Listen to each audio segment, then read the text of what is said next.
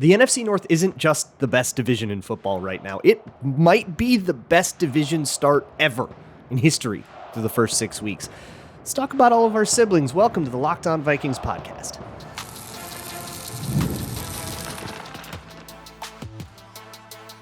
You are Locked On Vikings, your daily Minnesota Vikings podcast, part of the Locked On Podcast Network, your team every day.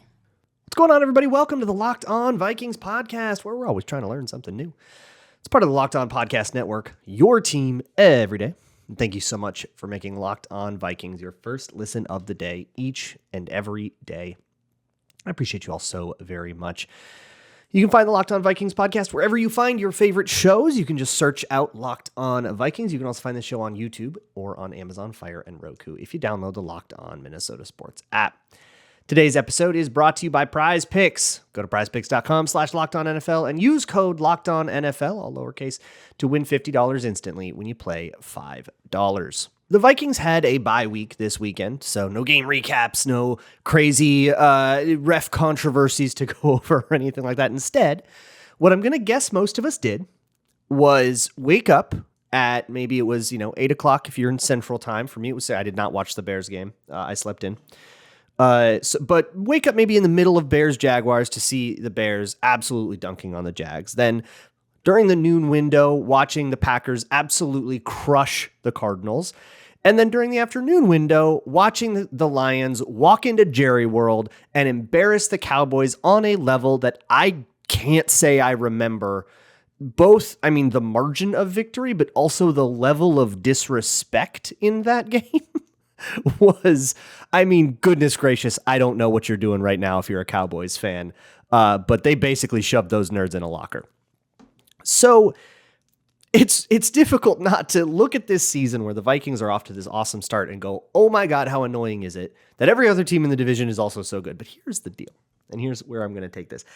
The point of the show is, because it's the bye week, we get a chance to take a quick look at what else is going on. And hey, look, this is also 5 of the next 12 opponents. So that's also going to be, this is a relevant thing to discuss, including, the Vikings are playing the Lions this week. And we'll talk to Matt Derry of Locked On Lions on Thursday about that matchup. But I am just astounded at some of the stats that the NFC North has posted so far. And the funny thing about it is that the Vikings are the one that wasn't supposed to be here. If you think we're annoyed at all the teams that were supposed to be good, how annoyed do you think they are that the Vikings are here and we won't go away? I think I get a good bit of joy out of that. But here's a couple of stats. So if you want to just look at point differential, the Vikings currently lead the league with a plus 63 point differential by strength of schedule. By the way, I believe they've also had the toughest opponents, depending on, strength of schedule is weird. If you go by just like win-loss record, which you shouldn't, it's definitely that the Vikings are ahead. But I think even if you go by like EPA per play stuff or more sensible strength of schedule measures, having the Texans, 49ers, and Packers in that group is going to give them a boost. But the Lions are actually pretty close to the Vikings at plus 60. And then the Bears at plus 47, the Packers at plus 41. Those are your top 4. By point differentials, those are your top 4 teams in the entire National Football League. Number 5 is the Steelers at plus 38, leading the entire AFC. So the entire NFC North is ahead of the entire AFC and the rest of the league. That is insane. And if you want to aggregate all that in terms of point differential, the NFC North point differential is plus 211.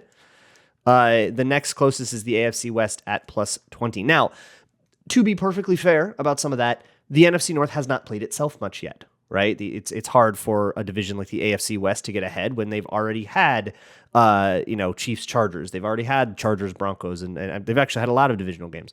There has been one Vikings-Packers games, and that's it. That's the only NFC North interdivisional game that we've had, which sets up for some very sick fireworks headed down the stretch, which would probably be very exciting if you didn't have an emotional investment in the result of that. So for us, it's like more of a, oh boy, here we go kind of thing.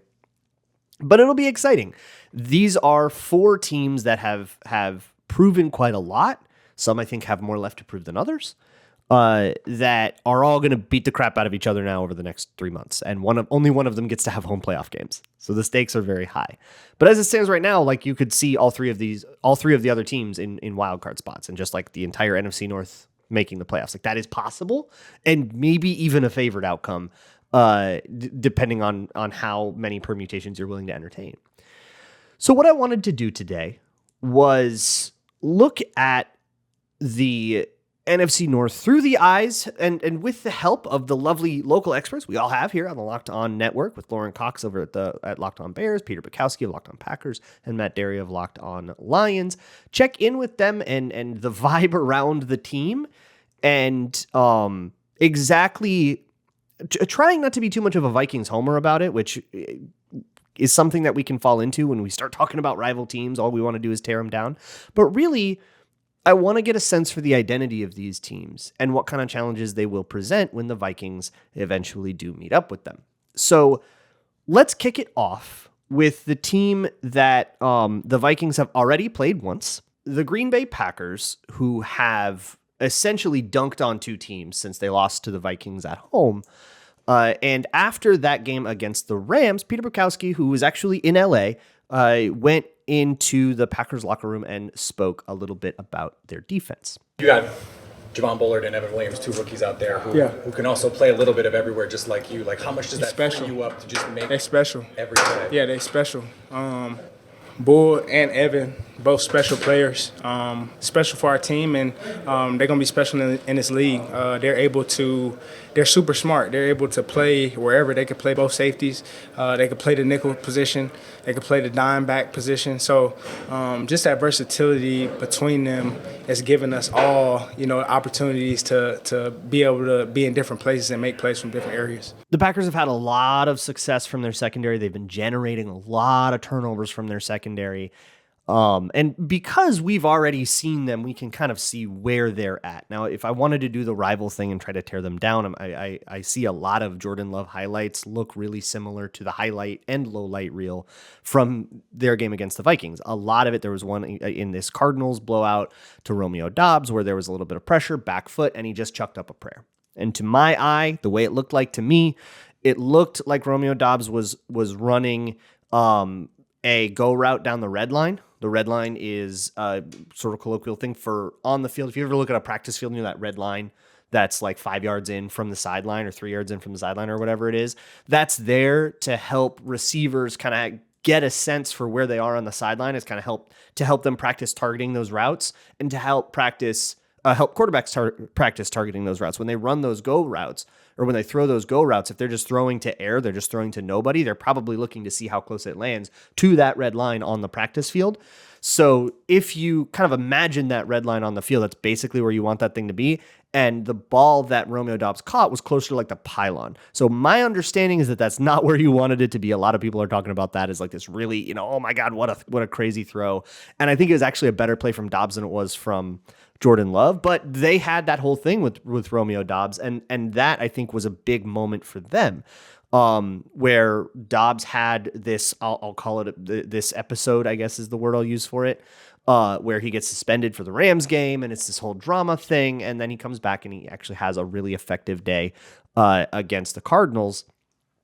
And for the problems that the Packers have already endured, with Jordan Love getting hurt early in the season and that loss to the Eagles, and then Christian Watson getting hurt in the loss to the Vikings, and then just like taking those two games on the chin and being 4-2 and watching the rest of the division actually just be at least that good. And I think the Packers are in last place in the division because of their 0-1, and that's worse than 0-0. But they've overcome some of those things to continue to kind of grab a couple dubs on the NFC West and get a little bit of like momentum back. And that might be the shape of this Packers season, and it might be the shape of Jordan Love's career as it stands right now, where he's going to heave some of these up. The wide receiver will make the play sometimes. Sometimes the D-back will make the play, and Byron Murphy will come down in it, and that's going to determine the results of some of these games, and the season itself will be defined by how well they can overcome whatever kind of else comes with that, whether it's an injury or an off-field drama or something like that, how well, how resilient they are culturally to deal with those things. That's going to be what defines the Packers season. But we've already gotten to know the Packers because we've already played them. We've already talked to Peter on a crossover Thursday. So let's talk more about the Bears and Lions, who are going to try to give the Vikings problems as well. That'll be next on Locked On Vikings. Today's Locked On Vikings episode is brought to you by Hims. Fellas, boys, brochachos. Look, are you taking care of yourself? Taking care of your body, all parts of your body? Because as funny as it is to make boner jokes, it's important. Your sexual health is just as important as any other part of your body. And Hims is changing men's healthcare by providing you access to affordable sexual health treatments from the comfort of your couch. You can get access to a range of doctor-trusted treatments for ED, such as hard mints, Viagra, Cialis, all that stuff. And it's 100% online, so there's no need for weird, awkward doctor's visits. Just answer some questions on their site, and a medical provider will determine the right treatment option. With hundreds of thousands of trusted subscribers, Hims can help you find the ED option that works for you. Start your free online visit today at hims.com/lockedon. That's HIMS.com/lockedon for your personalized ED treatment options. Hims.com/lockedon. The products mentioned are chewable compounded products which are not approved by or verified for safety or effectiveness by the FDA. Prescriptions require an online consultation with a healthcare provider who will determine if appropriate. Restrictions apply. See website for details and important safety information. Subscription required. Price varies based on product and subscription plan. Today's episode is also brought to you by Hillsdale College. Hillsdale is a Christian college, a small private university that they do have brick and mortar campus in Michigan, but I'm here to talk to you about their online classes, which many of which are free. A lot of it's a Christian college, so a lot of it is about like the Bible and the history of Christianity and origins of Christianity and all that stuff. But they also have a lot of classes about, like, from that perspective, about stuff that you maybe would have heard about in social studies. So if you're looking for a refresher or maybe just that kind of perspective, what a Christian university might think about the rise and fall of the Roman Republic, you can find that kind of thing at hillsdale.edu/lockedon. You can enroll there. And a lot of those courses, all the ones I mentioned, are free, so it's easy to get started. That's at hillsdale.edu/lockedon. hillsdale.edu/lockedon. Thanks so much for making Locked On Vikings your first listen of the day. When you're done here, go check out patreon.com/LukeBraunNFL. Next up, let's talk Bears. The Chicago Bears are also 4-2. They would be one of the better teams, right, in any division, just like anybody in the NFC North. Here's another point differential stat that I just learned since starting recording this. It comes from Front Office NFL, Tony Holtzman Escarino, who says that if these point differentials hold through Monday Night Football, which the Bills actually could ruin, it would be the second time in NFL history that an entire division held all the top spots in point differential throughout a week.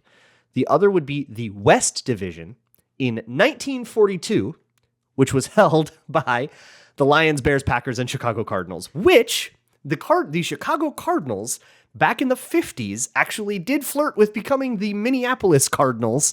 So, the Bears, anyways, the Bears have had a weird trajectory, and they're coming off a couple of great ones, dunking on the Panthers, absolutely, and then going to London and dunking on the Jaguars, two of the worst teams in the league. But hey, you want to see them blow them out, and that's what they did. And they're seeing slowly but surely Caleb Williams rise past the Justin Fields comparisons, who, by the way, he's also having a very nice time in Pittsburgh, so everything's getting funky. But rise past the here we go again that we kind of felt after that first couple weeks, where Caleb Williams was struggling a lot. He really looked, he looked bad in that first Titans game, and then they lost really bad to on Sunday Night Football to the Texans, and it looked really gross there. And over time, he went from that to like, okay, well, there was a game where there was a lot of mistakes, but we've got some flashes, and then one that, hey, that one looked okay, and then this one looked good, and then this week looked great.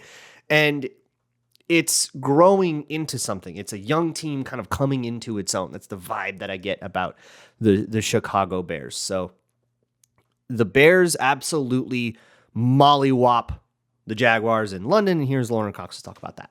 The Chicago Bears are now entering their bye week in full stride, dominating the Jacksonville Jaguars in London behind 4 touchdown passes from Caleb Williams. I'm Lauren Cox, host of the Locked On Bears podcast. And yes, the Jacksonville Jaguars are a bad team. I get it.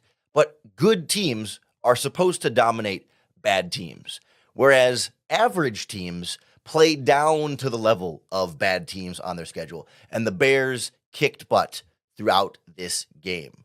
Defense generating the turnovers, Caleb Williams delivering dimes up and down the field. Yes, he has a bad interception, but he responded with a great game beyond that. Even when the pocket got a little bit messier, Caleb Williams was able to escape, keep his eyes downfield, and make the plays the Bears needed from their rookie quarterback. A lot more to break down in this game coming up on the Locked On Bears podcast on YouTube or wherever you get your podcasts. So you can kind of hear what I'm talking about in the way that Lauren talks about this, that there's still these sort of concerning moments of like, whoa, what was that one? There was also a play where in a sort of ill-advised improvisational moment, he tries to Caleb Williams tries to shovel past one, and it goes right into the face mask of an offensive lineman. And his arm was going forward. Like, it wasn't a fumble or anything like that, but it's still this like that could have gone very bad. And to do those sort of flippy shovel things, to try to do that Mahomes stuff, Mahomes has way more awareness of what the lane is and what's going on, and his ability to process that like spatially is sort of what sets him apart from from a lot of college quarterbacks that think that they can do the Brett Favre thing, but you can't make the whole plane out of improv. That's never going to be something that works in the NFL. And I think that Caleb Williams had that rude awakening right when he got to the NFL. You give up a 20-yard sack in your very first game because you were trying to play that same kind of game. And I held a criticism of the Bears for not kind of instilling that lesson successfully when they had, all of the summer and all of preseason to do it. Like, you had to like have a tangible, measurable impact on a field in a game that counts for that to happen. But now the highlight reel is not made of only exclusively insane scramble runaround plays that clearly won't happen when defensive ends are faster than they are in the Pac-12. It's rhythmic. It is plays where he drops back, he hits the top of his drop, there's no hitch, something is delivered on time where it's supposed to be, and then the playmaker can do what they do, whether it's a goal line fade to, I think it was Keenan Allen, or a shot over the middle to Kmet that then he finishes himself to Cole Kmet. And seeing the team sort of start to come together is exactly what Bears fans have been hoping for. But again, if I'm going to do like a Homer thing, I wonder just how organized it is. And I know that if you asked a Bears fan, with the truth serum on, how they feel about how their offense is designed, they probably wouldn't be too happy. There are screens going to the tight end instead of guys like DJ Moore. DJ Moore has been visibly frustrated at times. So the season, while they're 4-2, those two have felt very frustrating. And other moments, even in wins, like in wins against the Titans, that have been kind of like sloppy games, have also felt kind of frustrating. But they're coming off a moment now where they're coming off of, these 2 games where you've got the Panthers and then a trip to London to play the Jaguars. And I think a lot of teams could absolutely screw up and drop one of those 2. You've got this very trappy game against the Panthers, worst team in the league. And, you've got this trip to London coming up next. So maybe you overlook it and then you get sloppy and you lose a stupid one. And they didn't do that. And then, London is quite an equalizer as well. It's weird to go play in London. The sleep schedule is weird, and weird things can happen to you. The Jaguars as an organization are much more used to it, so it almost is kind of an advantage for them because they do it every year. So it's kind of tough. And none of that's all of that stuff would be a perfectly normal reason to not be at your best. And that didn't happen to the Bears. So I think even though the level of competition in a neutral setting, in a vacuum, is really low, for one, you want to blow up good teams, blow up bad teams. That's what you expect good teams to do, right? But for 2, that doesn't mean that things were easy anyways, because there were weird stuff about that. But what you want to see now for both the Packers and the Bears is to go up against, the league's best. The Packers next Sunday, they got the Texans. And then they've got their Lions games. And of course, games against each other, the Bears and Packers. We've got a lot of NFC North games coming up, 49ers. That's a pretty tough, Texans, Jaguars, Lions, Bears, 49ers. That's 4 of 5 of those games are, I believe, as it stands right now, playoff teams. You've got the red hot Commanders coming up next, and then Cardinals and Patriots. Those two teams aren't looking as hot right now, but then Packers and then a game against the Vikings. And then then they go Packers, Vikings, Lions, and you kind of get this like true, separate the man from the boys stretch in November where all of these NFC North teams are going to beat the crap out of each other, and we'll see who comes out alive. But I think, the rubber will meet the road a little bit more in those games. And that's not to say that these teams aren't going to be able to win those games or that everything is fraudulent and the real teams are going to expose them. No. That's not what I'm saying at all. It's that the Bears have kind of used these softer matchups, as soft as it gets in the NFL, which is only ever going to be so soft. But they've taken those opportunities to, I think, come together and find a bit of a rhythm as a team. That can be formidable, and that can turn them into what they need to be, which is more than the sum of their parts to compete with the really, truly elite in the NFC. And that's what I think the Bears have figured out, that the Lions figured out last year. And the Lions, not to forget about them, are also at 5-1 and are nipping right at the Vikings' heels. So let's get into where the Lions are at next, because that's who the Vikings are playing.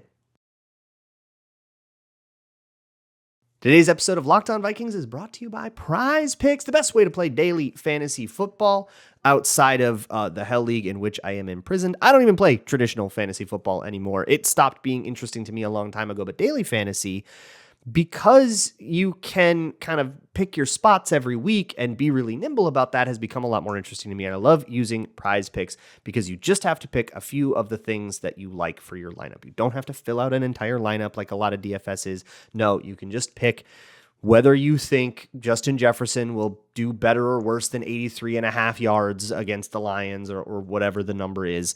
And a few of those, and you can set your lineup there. 2 to 6, you can win up to 100 times your money. You can sign up today and get $50 instantly when you play $5. You don't even need to win to receive the $50 bonus. It is guaranteed. So download the app today and use code LOCKEDONNFL to get that $50 instantly after you play your first $5 lineup. PrizePicks, run your game. The Detroit Lions entered the season as fairly comfortable favorites to win the NFC North, with the Packers and Bears also being sort of seen as dark horse, it's possible candidates.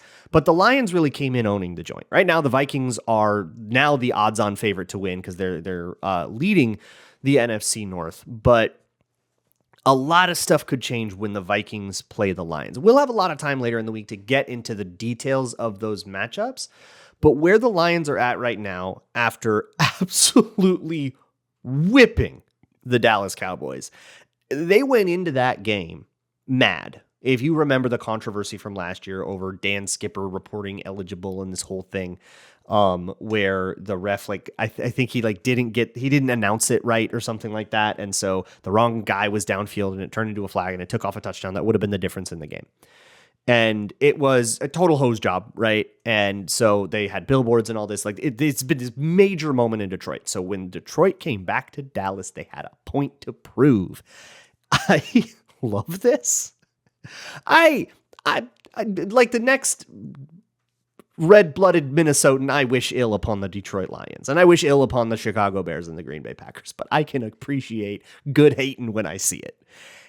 And not only do they win, I think the final score was 47-9, which is scoregami. Not only did they go into Jerry World and absolutely blast him.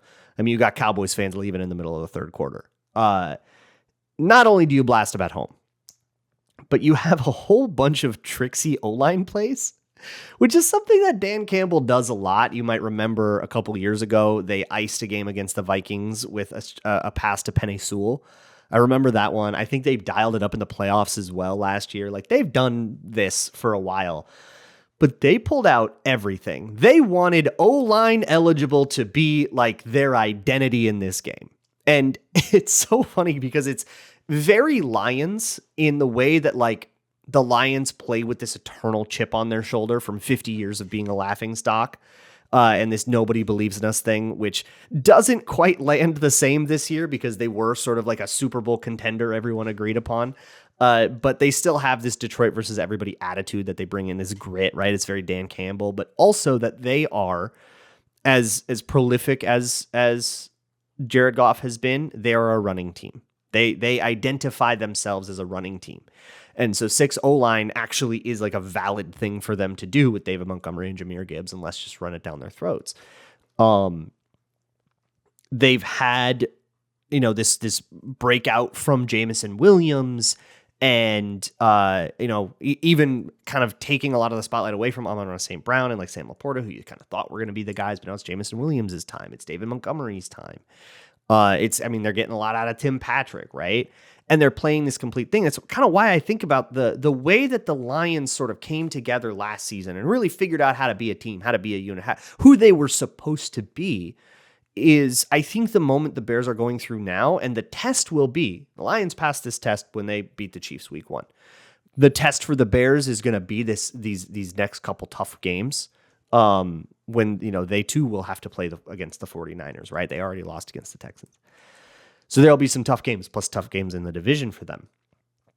For the Lions, now it has to be about stamina, and how long you can last and how many guys can drop before you really start to have a problem. And this is kind of what brings us to probably the main thing on Lions fans' mind after the win itself is what's going to happen without Aiden Hutchinson. Aiden Hutchinson was, by all accounts, having a great year. He suffers a compound tibia fracture. I think that's the same injury Lewis Seen suffered in London in his rookie year. Suffered it in kind of a different way. It wasn't non-contact, but I think it's the same deal. And he's going to be out for a long time, probably the season. But with those injuries, with the compound nature of the fracture, that's tougher. But they're going to be without him. And pass rush wise, it's kind of been Aiden Hutchinson and the Pussycat Dolls. Like it's been kind of Hutchinson and just like the guys, some dudes. That's gonna be pretty tough for them. And the thing is, they've been dealing with a lot of injuries on defense, and the depth so far has stepped up. Here's Matt Derry on that. If you heard Locked On Lions and Locked On Cowboys on the Thursday crossover, I made a point about how Jack Fox can flip the field. And Marcus said, don't worry, Matt. He won't even have to be out there this week. And Marcus knew. The Lions didn't. The Cowboys were without DeMarcus Lawrence, Marshawn Nealon, Eric Kendricks, Deron Bland, and Micah Parsons on that defense. But as you see, the Lions have lost players. Derek Barnes, Marcus Davenport, Hutch, they lost today. Brian Branch missed a game due to illness. Other guys are stepping up. There is serious depth along this defense. Now, the loss of Aiden Hutchinson, I'm not going to tell you that's not devastating, because it is devastating. I don't know what they're going to do. They got to go somewhere outside of the organization to find another edge. They have to before the trade deadline. But with that being said, we saw today, after Hutchinson went down, the defense kept playing. So here's, I think, the larger point that Matt is sort of driving at. If the Packers, their main test, right, the main sort of litmus test for what kind of season they're going to have is how consistent they can get.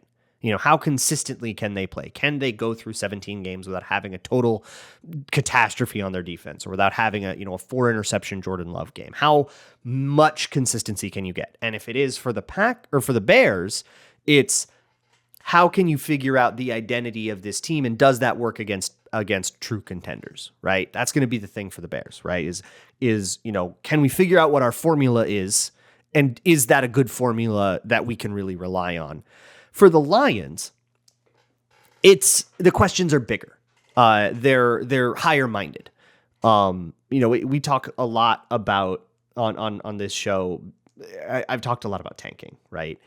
And how the sort of the issue with that is that it's a little bit like nearsighted, or a lot of people want to, when we talk about tanking, they want to trade all of their good players away for draft picks and for liquid capital. for free agents and such. And a lot of it is really aimed at, okay, maybe this, it's when you're 500 and you're going, well, this year maybe we'll sneak into the playoffs, but we won't be a Super Bowl contender. So how can we be better for next year? But it doesn't think a lot about being better for the year after that.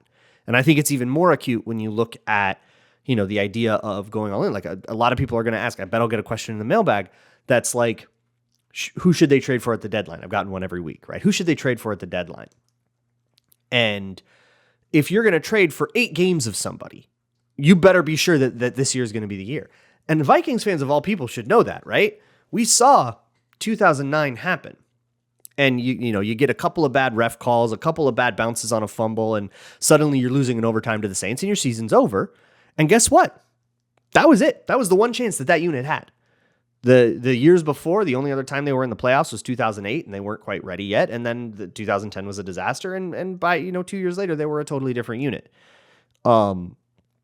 Same with the 98 team, to be honest. I mean, they were a little bit the same in 1999, but Randall Cunningham was gone. And once they brought in Culpepper, they had figured out that offense, but the defense fell apart. Again, listen to the history doc, or watch the history doc. But really, 98 was the truest chance that they had. After that defense really couldn't keep itself together. So those teams were built to be flashes in the pan. Those teams were not built to contend year over year over year over year over year. And I think the Lions have found a way to be that team that contends year over year over year over year. But you better hope that these players stick around. That the catalysts of all this, and I think that's mostly the offensive line, is going to stay in place more or less the build that it is. Because what happens to teams that show up with, I think about the 2011 Dream Team, the Eagles. What happens to teams that are built for this year and this year only? Well, they're just as susceptible to the injury bug as anyone.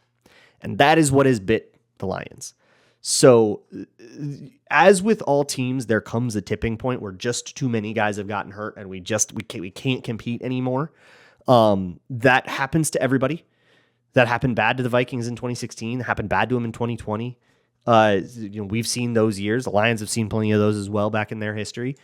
Is this going to be one of them? Is a question, or has the avalanche calmed down and now this is the unit that they're going to have? But really coming to Minnesota and playing against Brian O'Neill and Christian Darrisaw and finding a way to essentially generate pressure with just Alan McNeil is going to be, I think, their primary challenge now without Aiden Hutchinson. Or are they just going to have to be a team that can't get a lot of pressure, is going to have to play super, super aggressive coverages, hope that they can generate a couple of turnovers and then outscore you on the other side?